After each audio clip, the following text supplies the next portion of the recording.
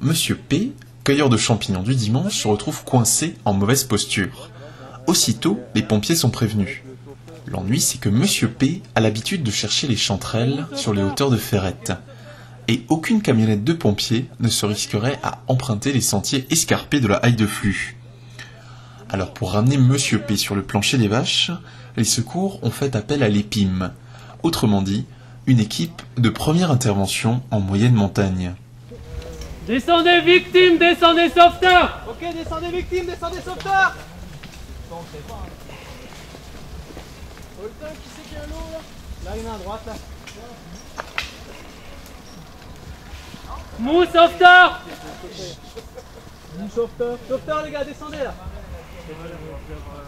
Victime où? Mou victime. Rien dire ça, c'est victime. Vous l'aurez deviné, il ne s'agissait que d'un exercice. Et Monsieur P, qui a cette fois joué le rôle de la victime, n'est autre qu'André Probst, le responsable EPIM dans le Haut-Sundgau. Pourtant, cette journée de formation ne concernait pas que les pompiers locaux. Pas spécialement, non, c'est des gens du département. Il y a 90 bonhommes qui sont formés au niveau département et puis le CS Oltingue. Nous, on est rattachés, disons, 2-3 gars de CPI, en double engagement Oltingue, qui est obligatoire, quoi, et qui sont formés au niveau département. Naturellement, être sapeur-pompier en zone de moyenne montagne demande des compétences particulières. Au total, dans tout le Haut-Rhin, ils sont près de 90 pompiers volontaires à être formés à ces techniques, inspirées de la spéléologie. Alors tu peux nous expliquer ce que tu viens de faire là? Ok, donc là on a fait une reconnaissance. J'étais donc accroché avec mon baudrière, on est accroché au-dessus avec un cordage. Là on a fait une descente de quasiment 40 mètres. Voilà, donc je suis arrivé en bas et là si on simule l'accident, on fait l'abordage de la victime. Les unités EPIM ont effectué près de 120 interventions depuis le début de l'année, essentiellement dans les Vosges pour venir en aide à des randonneurs, mais aussi des skieurs pendant la période hivernale.